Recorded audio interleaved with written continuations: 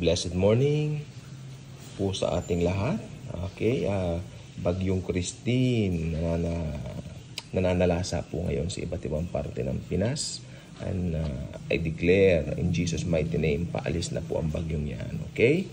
So ngayon po, meron po akong magandang ibabahagi po sa inyo.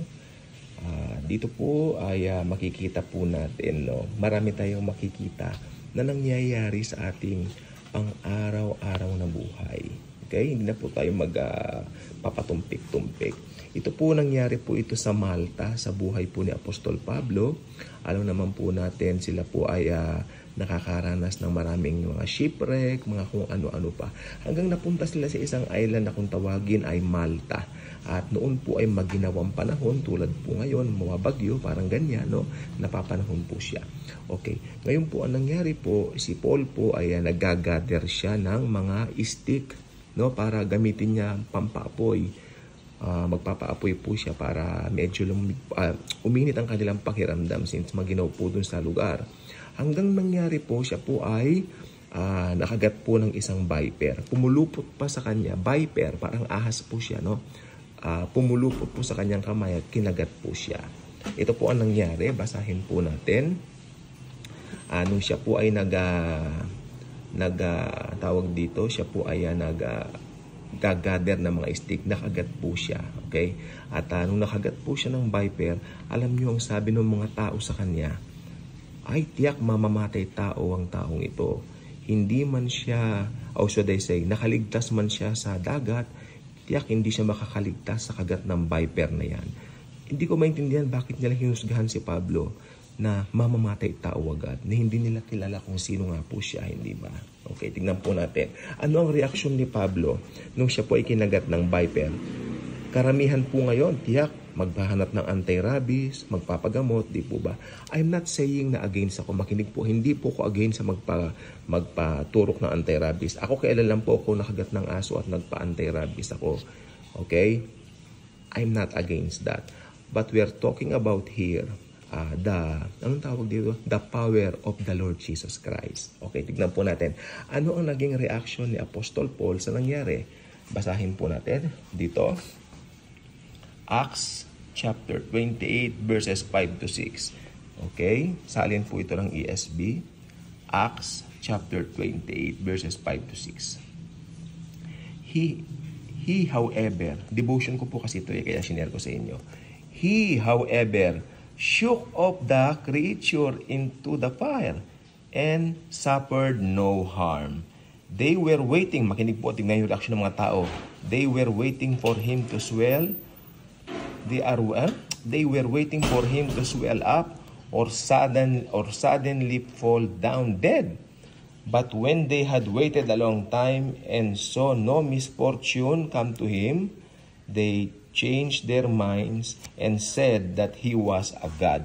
Alam nyo, mga tao nung araw mahilig magawa ng mga Diyos-Diyosan nila. So, nung nakita nila si Pablo na parang, parang Superman yata ito parang feeling nila Diyos na rin siya, parang ganon. Mga tandaan nyo, itong mga tao po dito ay mga pagan world po yan, mga nasa pagan world sila. Hindi pa nila alam ang kapangyarihan ng Panginoon. Pero gusto kong basahin natin dito. He however shook off the creature into the fire and suffered no harm. Alam mo, pag na-kay Lord tayo, we will suffer no harm. Pero naniniwala po ako, we will suffer no harm because of the power of Jesus. Siya po nagproprotekta sa atin. Marami po ngayon ng pwedeng maging harm sa buhay ng isang Kristiyano, like mga chismis, di ba? Yung mga judgmental. O tingnan natin yung mga points to ponder po natin. O number 1, point natin, many people are judgmental. They were in the time of Paul. They are in our times right now. Still judgmental people. Surrounded po tayo. Maski hindi nila alam yung mga pangyayari, ang daling humusga. Ang daling humusga. Point number 2. Okay, point number 2 po tayo. Paul had the right attitude of just shaking it off. Tama po. Ngayon, if Paul had that right kind of attitude, we should have the same attitude also of shaking those dust off. Ibig sabihin, i-shake natin yung mga hindi magaganda sa buhay natin, yung mga ilalagay ni Satanas sa isipan natin, i-shake nyo lang po yan. Lagi tayong positive thinking sapagkat alam natin si Jesus kasama natin. Do not give in to negativity, lagi tayong positive. Tandaan nyo, ang cross is a cross, diba? Positive po ang disenyo nun. So, lagi po tayong positive mag-isip. Bawal ang negative thinking. Okay? Tama po si Paul. Sinake off lang niya. Hindi siya kinabahan, hindi siya natakot na baka mamatay siya. Sinake off lang niya in the power of Jesus. I'm just shaking it off. Again, hindi po ako nagre-recommenda na huwag magpa-ineksyon, ha? Ito po ay, ang point lang po nito is para patunayan ang power ni Lord Jesus. Okay? Number 3. People are expecting us to fall. Marami pong mga tao ang natutuwa sa kinababagsak ng kanilang kapwa. Halimbawa, mayaman ngayon yung tao, tingnan natin, maya-maya lang. Ilang taon lang babagsak yan. May mga ganun po mga tao, mga unbelievers po ganun mag-isip. Pero tayo mga believers po, hindi po tayo ganun mag-isip. Why? Because sabi po ng Bible, we have the mind of Christ. Kung nakita mo umaasenso ang kapwa mo, magpasalamat ka sa Panginoon dahil may Diyos na nagpapala sa kanila. At kung pinagpala sila, pagpapalain din tayo. Hindi na uso sa Kristiyano ang salitang mainggit. Amen? Dahil sa atin, we have Jesus, we have everything. Hindi ko po makalimutan ng isang sister na kasama namin dati sa Bible study, sabi niya, when we have Jesus, we have everything. So ano pa ang pwede mong ikapangamba sa buhay? Ano pa ang pwede mong ikainggit sa kapwa mo? We have Jesus, we have everything. Number 4, gusto ko to. No misfortune will happen to a believer. No misfortune will happen to a believer. Ano ang katibayan dyan? Ulitin natin yung talata. He, however, shook off the creature into the fire and suffered no harm. Maliwanag po. He suffered no harm.